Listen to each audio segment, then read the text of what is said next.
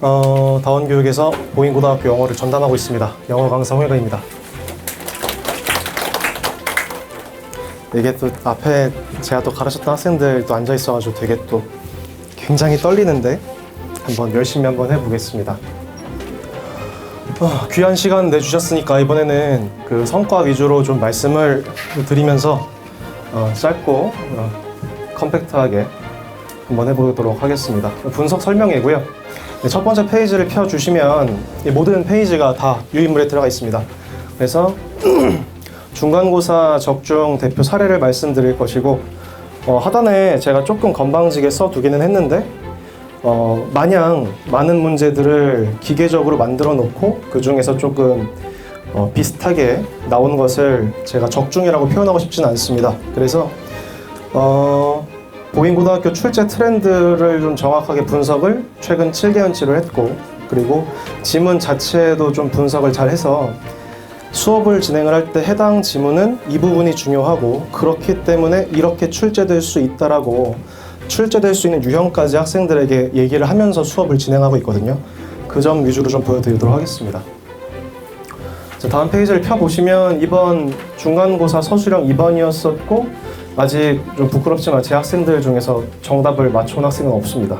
그런데 이게 굉장히 좀 어려웠습니다. 일단 보여드릴 것인데 주어를 대의로 두면서 서술형 정답을 맞췄었어야 했었던 문항입니다. 이게 굉장히 어려웠었던 이유가 뭐냐면 말씀을 드릴게요.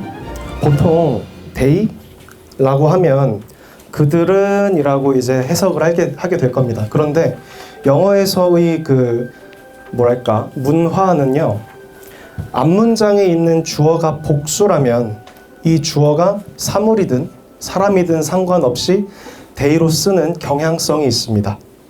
요거는 사실 고등학교 1학년 수준의 내용이 아니고요. 고등학교 3학년 수준의 내용이기는 합니다. 최근 수능에서 가장 많이 출제가 된 내용이기도 하고 실제로 2019년도 수능부터 계속해서 여러 문항들에 녹아서 출제가 되고 있는 내용입니다. 그래서 보시면은 대의를 단순하게 그들로만 알고 있다면 이 서술형 문항에서 주어 자체도 이렇게 쓰는 것이 힘들었을 겁니다. 특히나 이제 고등학교 1학년 학생들이라면 더더욱 그랬을 거고, 중요한 것은 대의의 두 가지 용법을 정확하게 알고 있었어야 했고 이걸 학원에서 수업 때 배웠어야 했는데 앞문장의 주어가 복수, 즉 앞문장 복수 주어를 재언급할 때는 이모션, 즉 감정이 사람이 아니더라도 대의로 쓸 수 있었어야 했고요. 대의는 사람, 사물 모두 사용 가능하다라는 내용 자체를 배웠어야 했습니다. 보여드리면 제가 실제 수업 4월 4일에 1번 강의에서 57분 37초쯤에 대의는 무조건 앞문장 복수 주어고 사람도 가리킬 수 있고 사물도 가리킬 수 있어. 이걸 모르면 독해는 물론 서술형에서도 위험한 상황이 나올 수 있어 라고 제가 그대로 따왔거든요. 수업하는 내용을. 근데 사실 이 내용은 학생들이 충분히 대비하기 어려웠을 겁니다. 실제 수능에서 출제된 내용이고 고등학교 1학년 범위는 솔직히 아닙니다. 그러니까 이게 조금 이 문항을 보고서 제가 좀 화가 났었던 게 일단 첫 번째는 이 내용이었었고, 그리고 두 번째 같은 경우는 주어진 단어를 모두 사용할 필요가 없음이라는 좀 변칙, 트릭이 좀 나왔었습니다. 한 번도 이렇게 출제된 적이 지금까지 없었거든요. 그러니까 학생들이 일단 첫 번째 그냥 문장을 외우고 시험장에 들어온 학생들은 다 걸러졌을 거고, 두 번째 고2, 고3 수준의 영문법적인 내용을 몰랐더라도 답을 할 수가 없었을 겁니다. 그래서 아마 이 문항 같은 경우는 정말 극소수의 학생들만 정답을 맞췄을 거라고 생각을 하고, 지금까지 1등급 커트라인을 봤었을 때 보통 91점에서 92점 사이가 1등급 커트라인이었는데 아마 이번 시험만큼은 90점대를 받지 못하지 않았을까. 1등 커트라인이 한 80점대 후반 정도로 걸쳐지지 않을까, 이 문항 때문에 라는 생각을 좀 조심스럽게 좀 합니다. 그런데 영상을 촬영하고 있어가지고 원래 이렇게 말씀을 드리면 안 되지만 사실 이렇게 절대 출제하면 안 됩니다. 학교는 학생들이 열심히 노력을 할 때 그 노력에 상응하는 그런 노력을 조금 보상받을 수 있는 시험 문제를 출제를 해 주셔야 되는데 너무 과하게 좀 출제가 됐다라는 생각을 좀 하고 있습니다. 그래도 이렇게 한 문제가 좀 출제가 됐고요. 자, 다음 페이지 좀 봐주시면 요거는 단답형 3번 문항입니다. 단답형 3번 문항이고요. 제가 보통 이제 수업 때 특정 부분에 대해서 현관편을 좀 쳐라. 그리고 그 부분은 어휘로 출제가 될 수 있다. 어법이 출제될 수 있다. 이 유형은 어떠어떠한 유형으로 이 지문이 출제될 수 있다라고 말씀을 좀 드리는데요. 실제 제 그 수업 준비 교재입니다. 그러면은 이 주황색 부분들은 어법 관련된 내용이고 유일하게 이제 어휘 관련된 부분에 대해서 언급한 부분이 그대로 출제가 좀 됐습니다.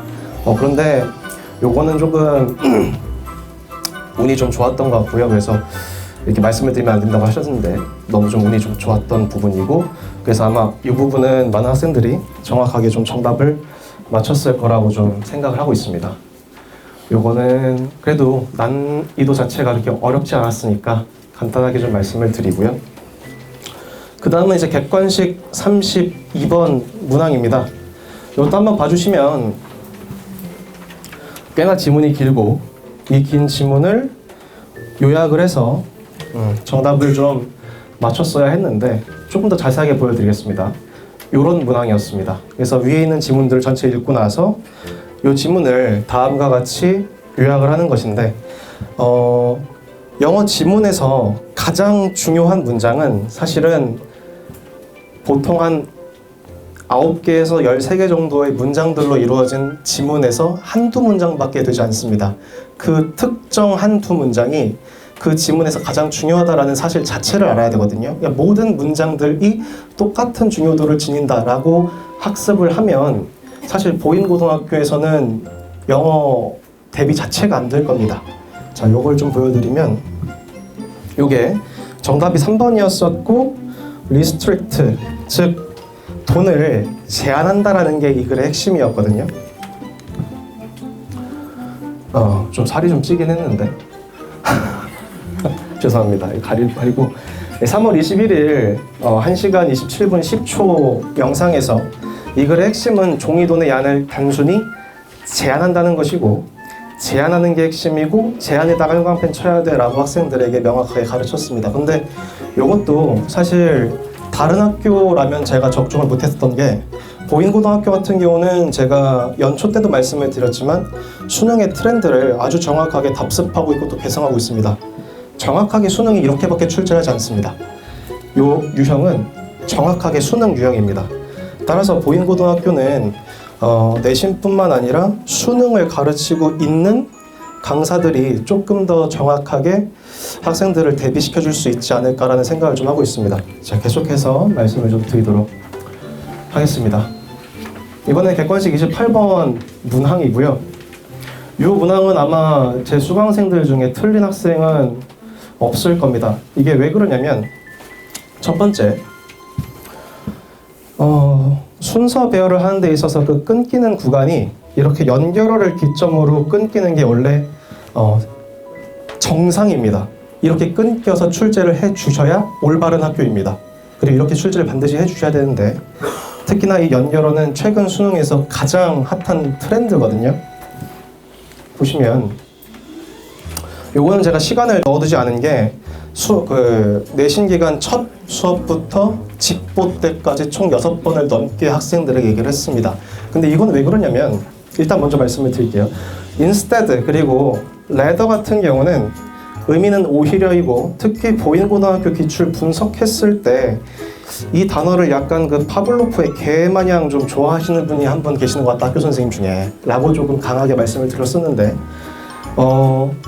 그분이 올바른 거죠. 그러니까 저 부분만큼은 고등학생이라면 반드시 공부를 해야 되는 내용이고, 지문에 나와 있다라면 반드시 저 부분만큼은 출제를 해 주셔야 정상이거든요. 그래서 이 부분은 정확하게 좀 출제를 했고, 게다가 수업 때는 제가 조금 더 자세하게 어떻게 가르쳤냐면 이렇게 가르쳤습니다. instead 같은 경우는 바로 앞 문장에 부정어가 있기 때문에 지문 전체를 봤을 때 not이나 never만 있으면 그 뒤에 넣으면 돼. 다만 이 지문이 삽입으로 출제가 되지 않고 순서로 출제가 된다면 얘를 기점으로 문제가 만들어질 거야 라고 얘기를 했습니다. 그래서 특정 지문에 이렇게 연결어가 한 개만 있다면 삽입으로 출제가 되겠지만 이 지문처럼 연결어가 이렇게 2개 이상, 3개 정도가 되어 있다면 당연히 순서로 출제가 될 수밖에 없거든요. 그리고 요거는 제가 잘했다라기보단 보인고등학교 학교 선생님들께서 정말 정확하게 수능 트렌드를 맞춰서 출제를 해주시고 계시는 겁니다. 그러니까 하나만 해야 되는데 이런 부분은 또 학교 선생님들께서 정말 잘해주신 거고, 다만 아까 그 서술형 2번 문항 같은 경우는 너무 심하게 학생들의 그 노력을 조금 고려치 않은 출제 문항이지 않을까라는 생각도 좀 하고 있습니다. 이렇게 학생들을 좀 가르치고 있습니다.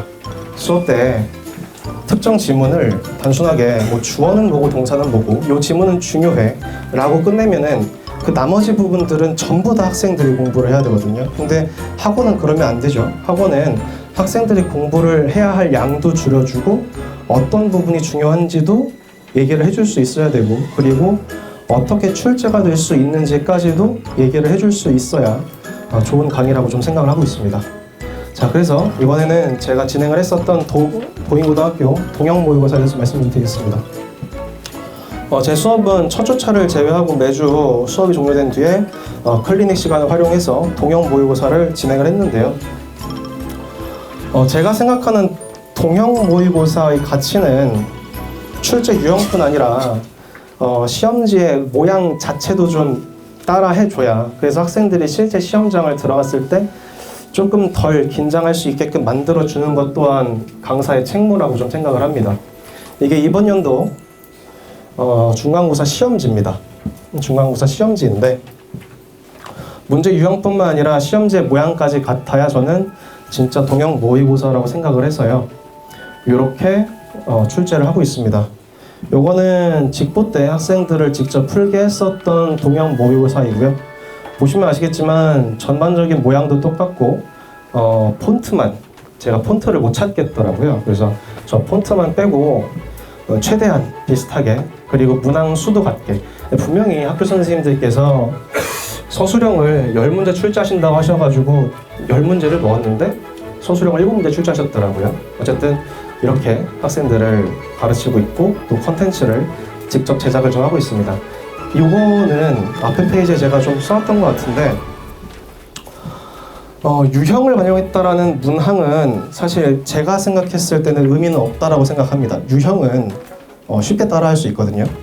그러나 문항 배치랑 시험지 모양까지 똑같이 만들어야만 학생들에게 진짜 도움이 된다고 생각을 하는데 그런 컨텐츠를 구하기가 쉽지 않습니다. 이게 왜 그러냐면 요거 하나 만드는데 제가 18시간 걸리더라고요. 그러니까 요거를 속된 말로 나가 수리타산이 안 맞는 거죠. 그래서 저도 이제 전날 학생들 아침 7시까지 질문 받으면서 밤새 만들고 직보 진행을 해주고 문항들 풀게 했었는데, 보시면 앨리스시나 뭐 인텔 같은 경우는 바로 나와 있었는데 어딘가에 있거든요. 여기도 있고, 그리고 뭐 하여튼 단어들도, 그리고 이것도 말씀을 드려야 되는데 이번 시험 범위의 단어는 총 450개였습니다. 근데 제가 2주차 때부터 계속해서 학생들 시험을 보게 했었고, 그리고 단어 시험 보면서 학생들에게 그냥 채점해주고 시험지를 나눠주는 것이 아니라 그 모든 데이터들을 제가 가지고 학생들이 공통적으로 틀린 단어들을 모아서 450개 중에 100개만 남겨놓고 그 100개를 5번 넘게 시험을 봤거든요. 그리고 그 중에서 거의 80% 이상이 첫 페이지 어휘에서 출제가 됐습니다. 그래서 아까 말씀드렸던 것처럼 물론 잘하는 학생들이야 처음부터 끝까지 다 잘할 수 있겠지만 진짜 중요한 거는 학생들이 공부해야 할 양 자체를 줄여주는 것도 저는 중요하다고 생각을 하고 있습니다. 그래서 이번에는 그렇게 됐는데 기말고사 때는 조금 더 학생들에게 단어를 100개가 아니라 150개까지 늘려줘도 조금 더 적중률을 높일 수 있도록 노력을 한번 해보도록 하겠습니다. 자, 세 번째는 보인고등학교 중간고사 분석 그리고 총평입니다. 다시 한번 말씀드리지만 보인고는 수능의 트렌드를 아주 정확하게 답습하고 있고 또 개성하고 있습니다. 그냥 어휘만 조금 쉬울 뿐 수능이랑 똑같이 나온다고 생각하시면 좋을 것 같습니다. 그래서 이 부분은 조금 부정적으로 말씀을 드려야 되지만 열심히 노력하는 학생보다는 애초에 잘하는 학생을 조금 대우하는 시험인 것 같습니다. 제가 느끼기에. 그러다 보니까 많은 학생들이 아마 이번 시험에서 원하는 성적은 고사하고 자기 실력만큼 보이지도 못하고 왔을 가능성이 저는 크다라고 생각을 하는데, 근데 그 부분은 친구들도 마찬가지였을 겁니다. 친구들도 마찬가지였을 거니까 일단 지나간 거는 최선을 다했으니까 이번 기말 때 최대한 자기 실력에 맞는 성적을 좀 받아오기를 바라는 마음으로 총평을 좀 해보겠습니다. 일단 총평은 요겁니다. 학교를 좀 굉장히 부정적으로 말씀을 드릴 수밖에 없는 게 열심히 한 학생들에게 굉장히 불친절한 시험이었습니다. 일단 첫 번째, 시험 범위가 다른 학교 대비해서 적게는 2배, 그리고 많게는 5배 정도까지 차이가 납니다.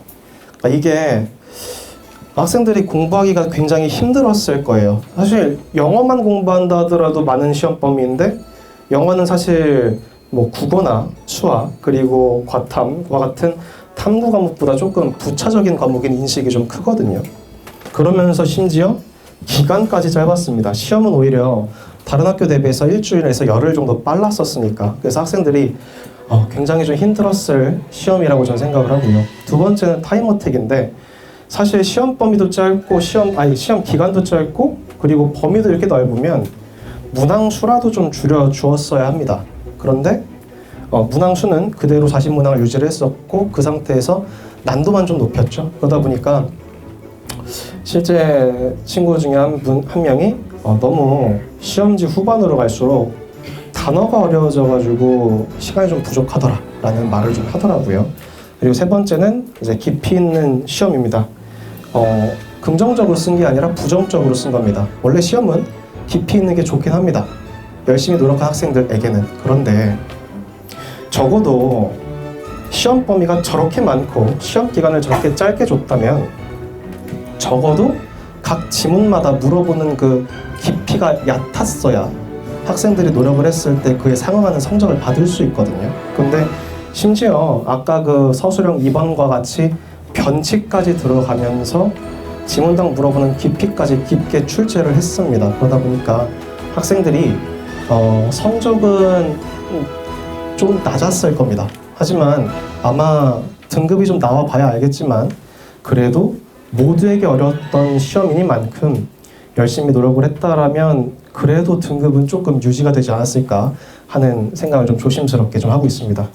자, 마지막으로는 이건 보인고만의 특성입니다. 비내신 기간이 굉장히 중요합니다.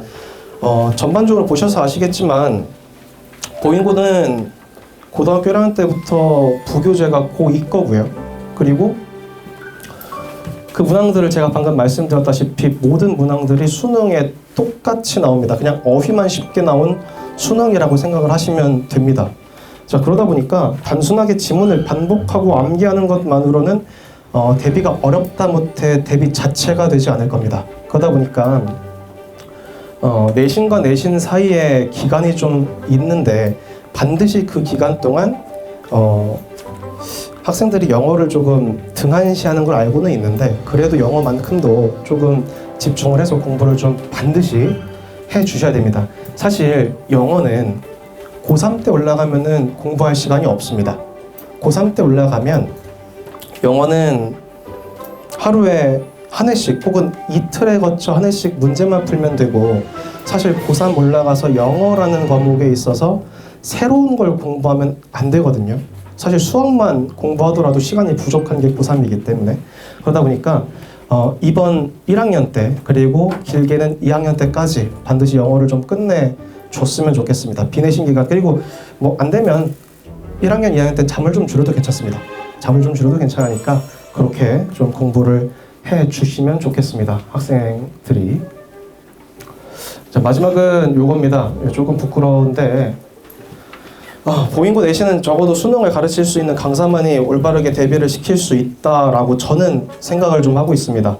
그래서 아까 보시면 아시겠지만 귀한 시간 내주셔서 오신 만큼 저에 대한 소개를 안 했습니다. 왜 그러냐면 앞에 떠들고 있는 요놈이 궁금한 게 아니라 요놈이 진짜 우리 아이들 성적을 올려줄 수 있는가가 궁금하실 것 같아서 그 부분을 좀 제꼈는데 제가 속된 말로다가 이제 막 길거리에 돌아다니는 그 개벽다구는 아닙니다.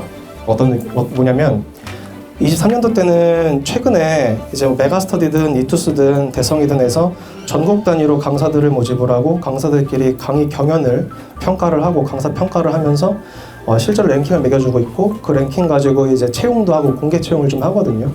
이번에는 시대인지에서도 오디션을 좀 했었고 23년도에는 메가스터디에서 전국 7등을 했고 그리고 25년도에는 대성 마이맥에서 전국 안에 들어서 적어도 제가 보인고 학생들을 가르치는 데 있어서는 수준만큼은 절대 떨어지지 않습니다. 그걸 한번 말씀드리고자 했고요. 그래서 부끄럽지만 여기 앞에 서 있습니다.